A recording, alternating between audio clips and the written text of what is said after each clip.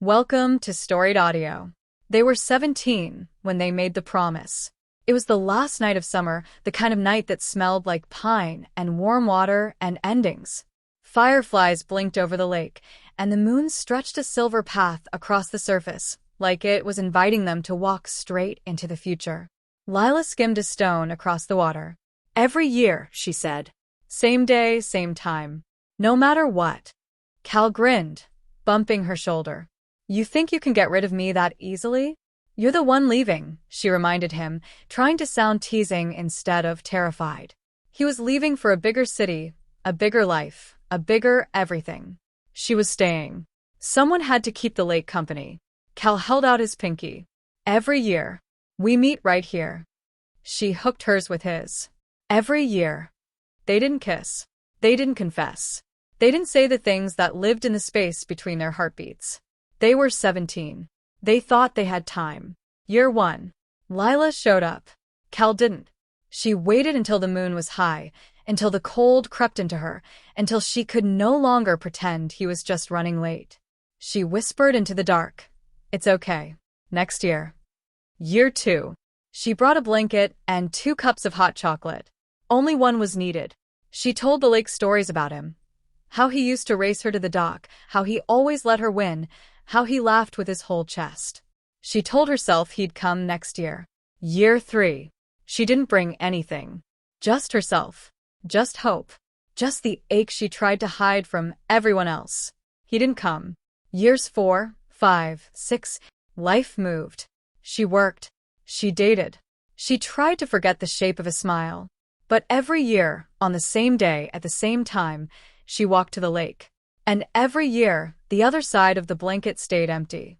People told her to stop going. She didn't. Because some promises don't fade. Some people don't fade. Even when they should. Year 10. The 10th year felt different. Maybe because she was tired. Maybe because she was older. Maybe because she finally admitted the truth. She wasn't waiting for him anymore. She was waiting for the version of herself who still believed he cared. Lila stood at the edge of the lake, arms wrapped around herself, watching the moon ripple on the water. She whispered, "This is the last time, Cal.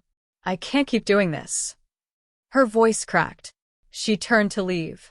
A twig snapped behind her. She froze. Another step. Slow. Hesitant. Familiar. Her heart slammed against her ribs. She turned, and there he was. Cal. Older. Broader. Tired. Beautiful in a way that hurt. His chest rose and felt like he'd run the whole way there. "Lila," he breathed, like her name was something he'd been starving for. She couldn't move. Couldn't speak. Couldn't breathe. He took another step. "You're still here." She laughed, a broken, disbelieving sound. "Of course I'm still here. I always was." He flinched. Good. She wanted him to feel something. Anything. "Lila," his voice cracked. "I'm sorry." "Which year?" she asked. "Which year are you apologizing for? The 1st? The 5th? All of them?" "All of them," he whispered. She shook her head, tears burning. "You promised." "I know. You left." "I know. You never came back." "I tried," he said, voice raw. "But every year I told myself you'd moved on, that you didn't need me anymore, that showing up would just hurt you." She stared at him, stunned. "You think not showing up hurt less?" He closed his eyes like the truth physically hit him. "I was scared," he admitted.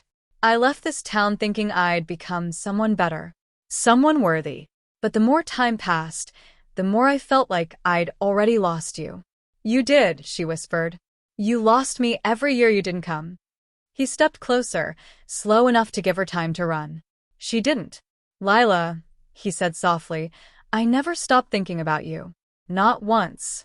You were the one thing that stayed with me no matter where I went." Her throat tightened. "Then why didn't you come back?" "Because I loved you," he said. "And I didn't know how to face you with all the ways I'd failed." The world stilled. The lake. The trees. Her heartbeat. Everything froze. "You loved me," she whispered. He nodded, eyes shining. "I still do." Her breath hitched. He took another step. I came this year because I couldn't stay away anymore. Because I realized something. What? That you're the only promise I ever wanted to keep. Her tears finally fell. He reached out, slow, gentle, like she was something fragile. Lila, can I hug you? She didn't answer. She walked straight into him.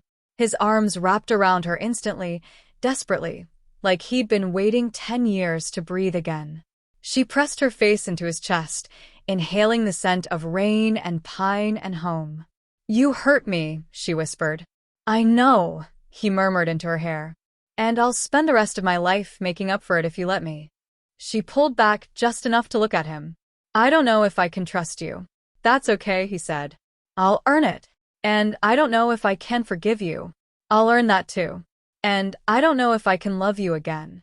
He cupped her cheek, thumb brushing away a tear. Then I'll wait. Every year. Every day. As long as it takes. She stared at him, searching for the boy she once knew. He wasn't there. He was something better. Something older. Something real. Cal, she whispered, I never stopped loving you. His breath caught. And then he kissed her. Slow at first, like a question. Then deeper, like an answer. Then desperate, like 10 years collapsing into one moment. When they finally pulled apart, he rested his forehead against hers. Lila, he said softly. I'm here. I'm not leaving again. She smiled through her tears. Good. Because next year, you're bringing the hot chocolate. He laughed, a sound she hadn't realized she'd missed until now. They stood together at the edge of the lake, the moon painting them in silver, two people who had broken and healed and found their way back. Not perfect, not easy, but together, just like they promised. Subscribe to the channel for more audio stories.